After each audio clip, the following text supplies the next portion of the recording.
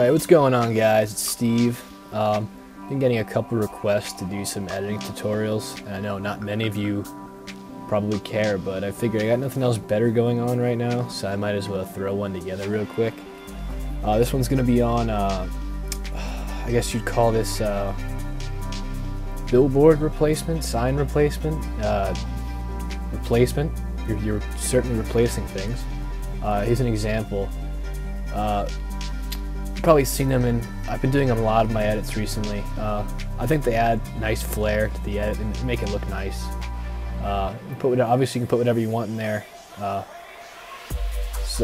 this isn't perfect. I just threw this together real quick. I know Mono for 2 probably isn't the best example just because the colors are a little off. It's not as detailed as the newer CODs, but I'm doing a team tide right now on Mono for 2, so I was already on the game, so I figured I'd get a quick cinematic. So yeah, let's just go ahead and hop right into it.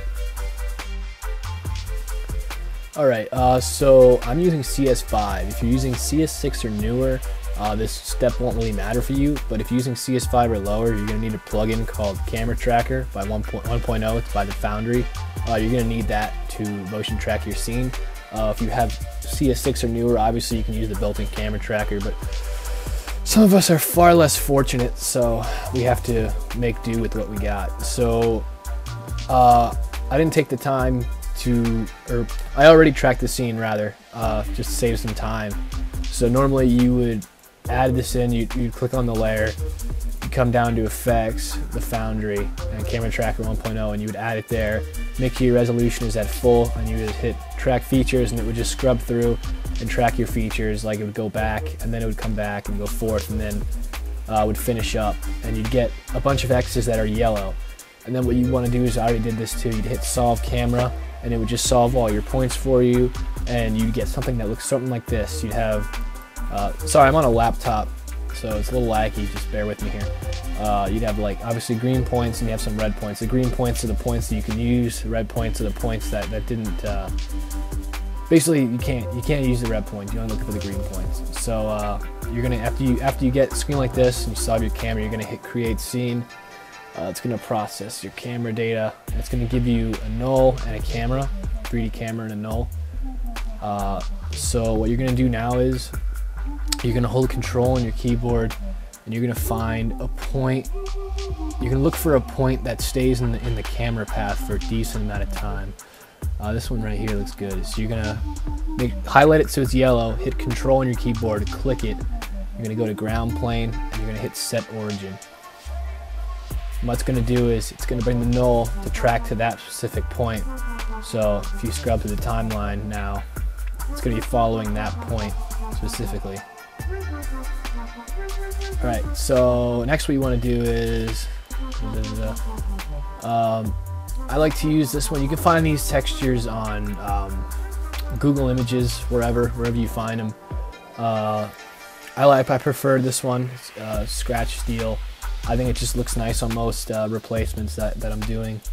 So what you're going to do is you're going to bring it in, and you're going to hit this button right here that makes it a 3D layer, so it'll track along with the scene based off of the origin null that you selected, and you're going to scale it down to however low you want it. More scale. Sorry about that. The smaller it is, the more detailed it's going to be. So try and make it as close to the object that you are replacing as possible. So I guess 20 would be good. Yeah, it's close enough. It doesn't really matter. This is just a quick thing. So next thing you're going to do is you're going to hit this little eye over here to turn the layer off. And you're going to, what I like to do is on a sign like this, rather than going around the edges, just to make it look more detailed, like pick a slot, like this has a nice border here. You can just mask along the inside of that border. You'll see why in a second. So let's do a quick little rough mask, nothing too crazy.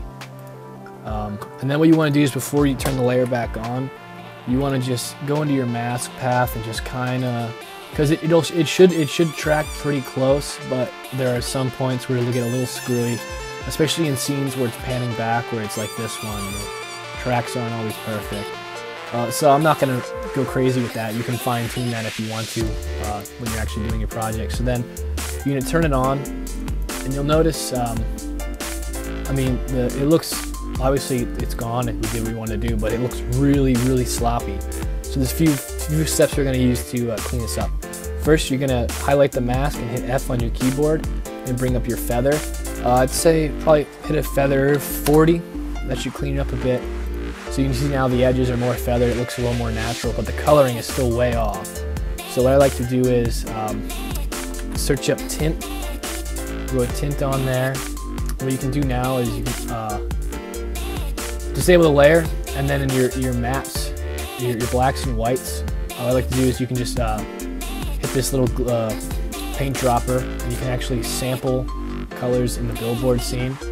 So now what it'll do is it'll give you a more realistic color of what the billboard is, and then from there it's all about just messing around with the blacks and whites until you get something that's like something that looks similar. Something that looks similar to what the billboard would actually be.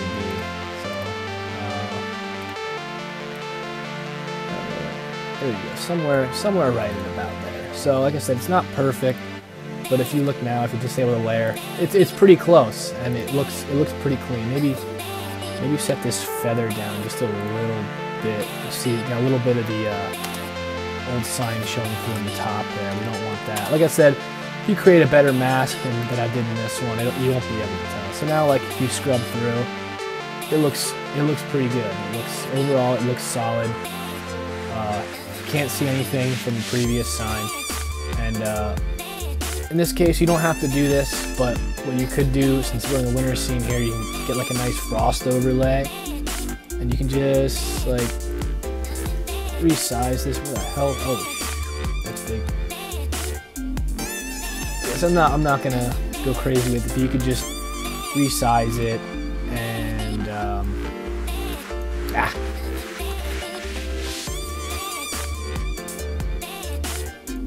scale it down to like 20-ish. And let's go 23. 6 minutes, it's not bad. Right. Alright, so scale it down, let's make it just cause, why not, right? And then do the same thing you do with the other one. Just make like a rough mask around the inside border of this sign. And then maybe set the feather to like, I don't know,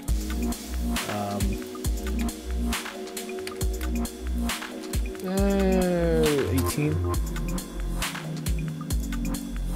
So now, oh, and also for this, you want to set your transfer mode to overlay, just because it looks more natural against the blue on the billboard, makes it look a little more realistic.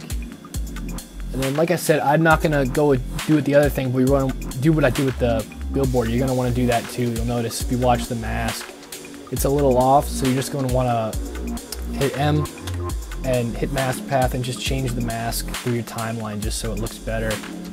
And then from there, it's just basically add some text. Bob Barker.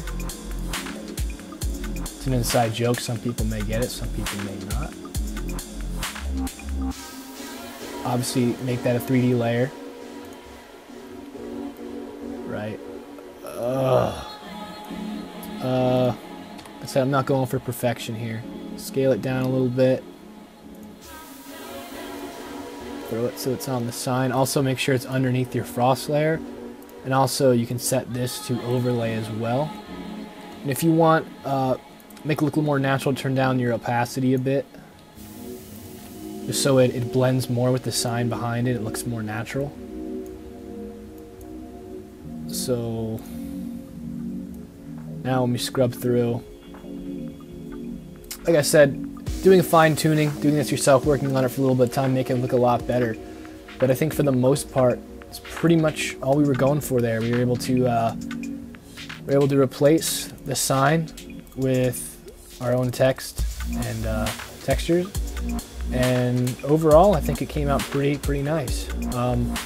So if you like this tutorial, please leave a like. It is greatly appreciated. Also, leave in the comments section if you'd like me to do any more tutorials on anything else that you see in my edits. Just let me know what you'd like to see. If you don't want to see anything, let me know. Tell me I suck. Tell me you want to kill me. I don't even care.